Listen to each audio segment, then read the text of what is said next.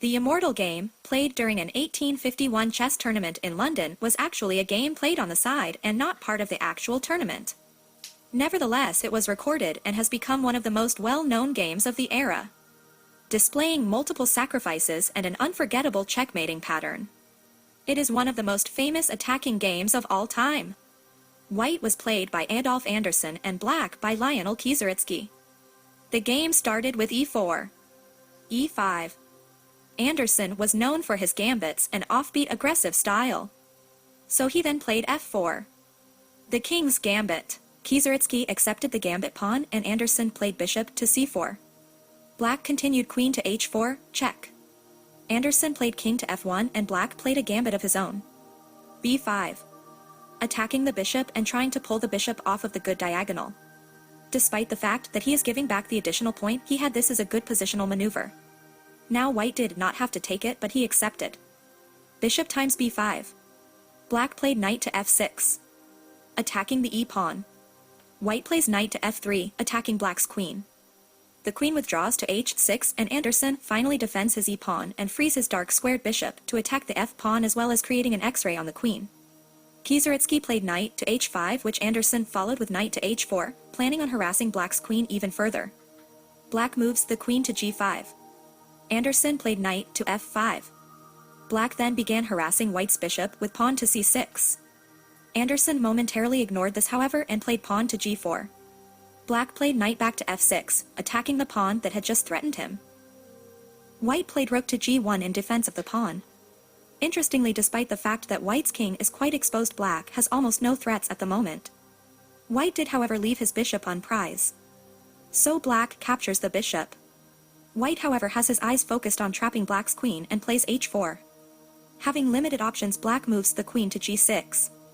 Andersen then played h5, attacking the queen yet again and forcing her back into the x-ray through the pawn on f4. And now Andersen played queen to f3. His grip on that area growing ever tighter.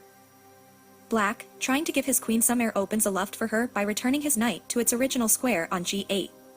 Losing tempos, but making it now possible for his queen to flee if she need to.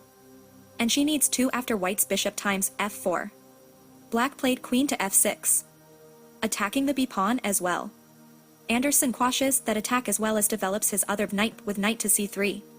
Despite being down in force, white is well developed and black has virtually no development. Black starts trying to rectify that with bishop to c5, developing the bishop and attacking white's rook on g1. White ignores that, however, and advances his knight to d5, threatening black's queen again with a fork threat on c7.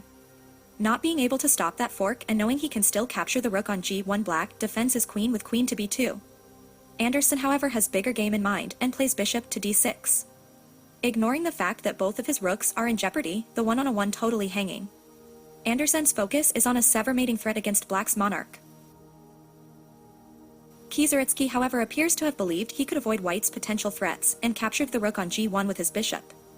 Analysis suggests taking the rook on a 1 with check would have been better. This move lost him the game though. Andersen moved e5. The trap is closing. Now black takes the other rook with check. Too little too late though in this position. White simply steps out of the check. King to e2. Kieseritzky, finally trying to stem off Andersen's attack, played knight to a6. White begins the final attack with knight to g7. Check. The king is forced to d8. And Andersen plays the beautiful sacrifice queen to f6.